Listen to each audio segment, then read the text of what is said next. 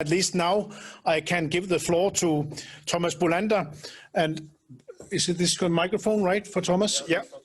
And Thomas is a professor at the Department for Mathematics and Applied Mathematics and Computer Science here at DTU, and will give us a brief crash course in how AVs, automated vehicles, see the world.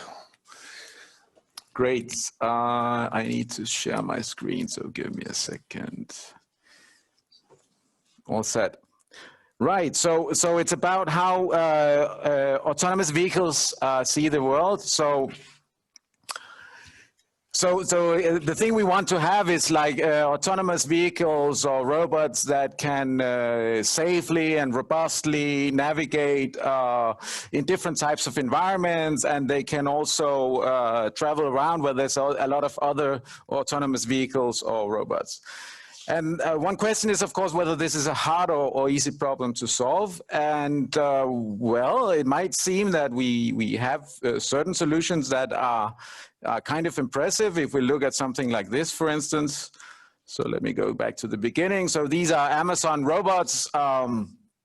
And they have hundreds of these in each warehouse that are pretty robustly and safely navigating around each other. But one thing that is really important to understand when looking at this example is that if you look a bit closer, you might be able to see that they're actually moving around in a grid, and they have QR codes on the floor to know exactly where they are. And also, they can only do very few things. They can turn, and they can move forward, and they can activate the lift.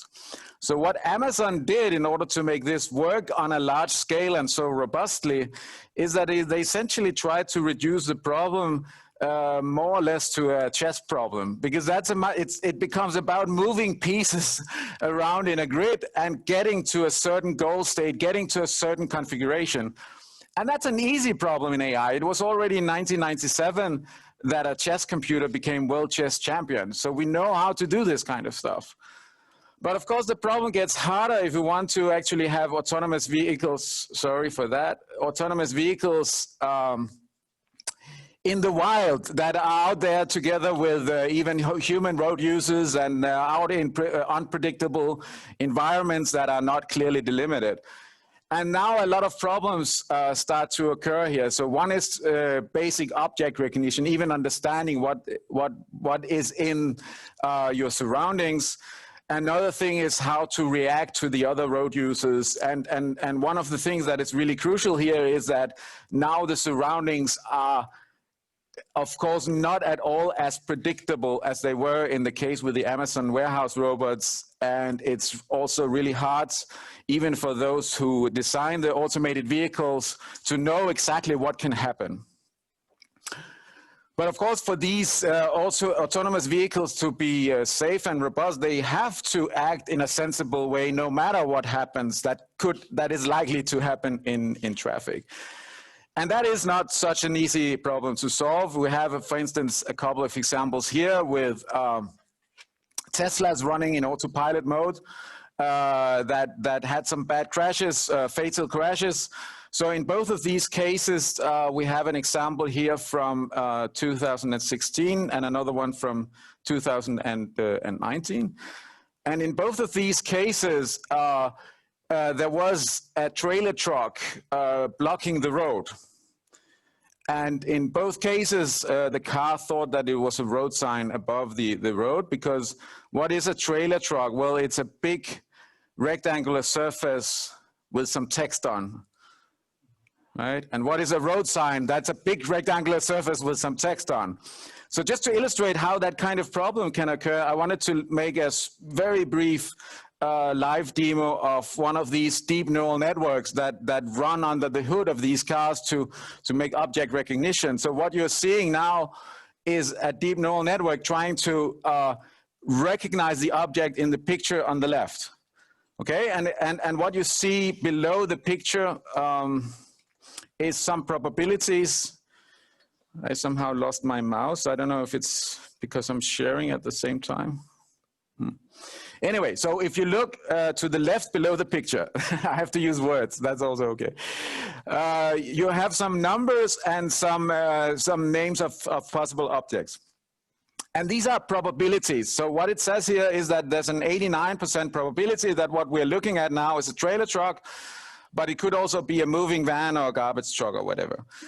And the way these neural networks work is that at first you actually only recognize very simple patterns. So if you look at these black squares that we have here, then these black squares, the more white you have in a black square, the more active is that particular neuron.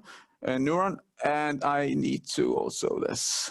Oh my God, there's a lot of stuff that doesn't want to do what I want to do today. Just a second.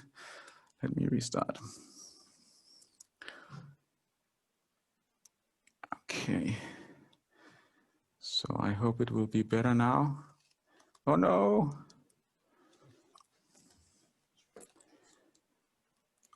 How could that happen? Okay. So in other words, never do a live demo of anything in the world. What could it be?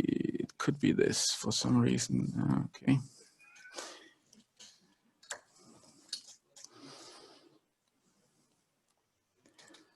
All right. Yeah, now it works. Right. So these black squares are trying to well, they're trying to look for particular patterns in the image.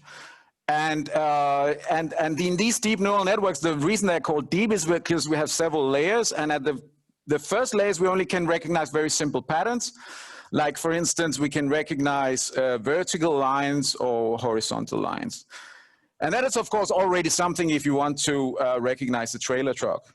But if we go further down in this neural network, then we're starting to combine the different patterns so that we can start recognizing more complicated patterns. If I look at this particular neuron, so then you can see there's a white dot that fits the position of the text on the trailer truck.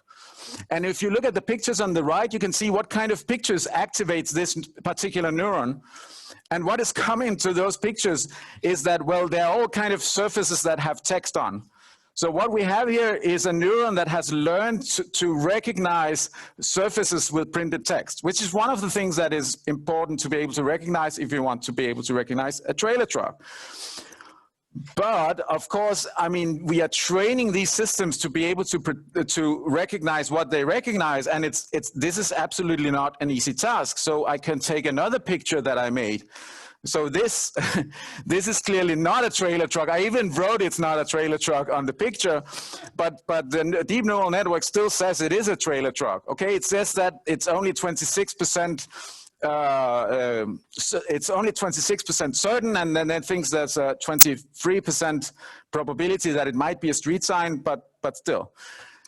So that's one thing. This is why stuff like this can happen, but also we can try out to do some live stuff, because one thing is that it might be hard to distinguish a trailer truck and a road sign.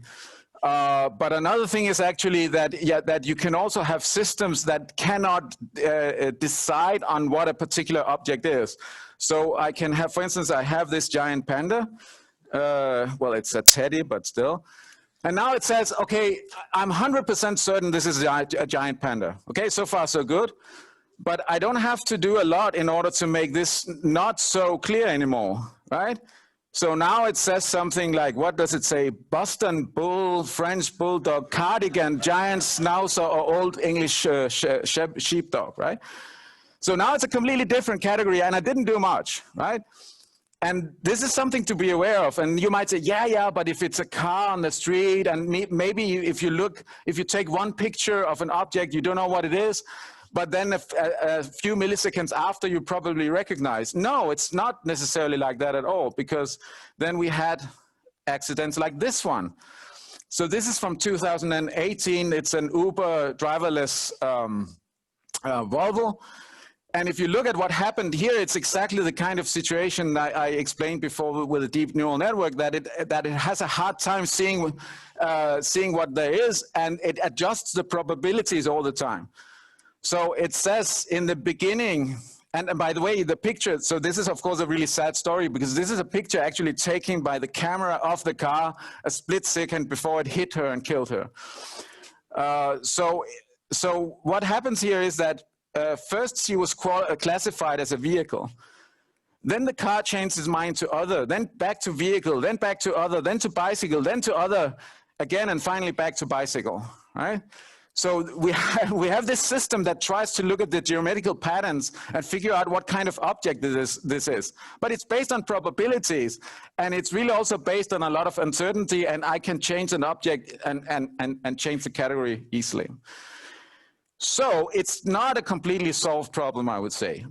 But of course, we're getting there. So the question is, what is really the problem and what are the solutions? So one of the problems here is, of course, we need better deep learning techniques. We need these object recognition systems to be better. That's kind of obvious, right? We can still, they have been scaling a lot in quality over the last years, but there's still a way to go, some way to go.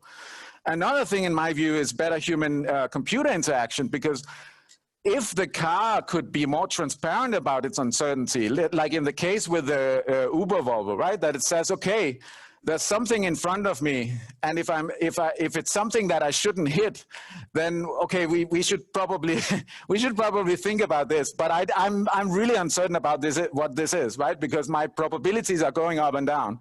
So maybe, please, you could take over the steering wheel, or you could activate the brake if you think it's necessary, right? And of course, I know that in traffic, sometimes you have very little time to react, but I still think it can be done much better than we do today, where the driverless car, it's supposed to be perfect and flawless, and therefore it's okay that it's a black box. But if it gave much more information about the way it recognizes and reasons and its own uncertainty, it would be better.